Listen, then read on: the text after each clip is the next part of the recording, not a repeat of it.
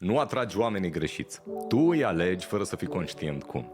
Dacă ai avut relații care încep bine și se termină la fel de prost, nu e ghinion. E un tipar pe care nu îl vezi, dar se vede pe chip. Îți dau 3 indicii de trăsături faciale pe care un fizionomist le ia în calcul când vorbim de relații și pe care poți să le verifici și tu. 1. Buzele. Primești indicii despre cum persoana iubește. Dacă buza de jos e mai proeminentă decât cea de sus, e o persoană care așteaptă mai degrabă să primească iubire decât să o ofere. 2. Trăsăturile cărnoase și moi de pe chip. Aduc indicii despre o energie a omului salvator, ceea ce nu înseamnă neapărat iubire. 3. Simetria chipului. Dacă chipul e mai simetric, arată stabilitate. Dacă e mai asimetric, arată un om haotic. Tu nu alegi conștient, alegi ce ți este familiar.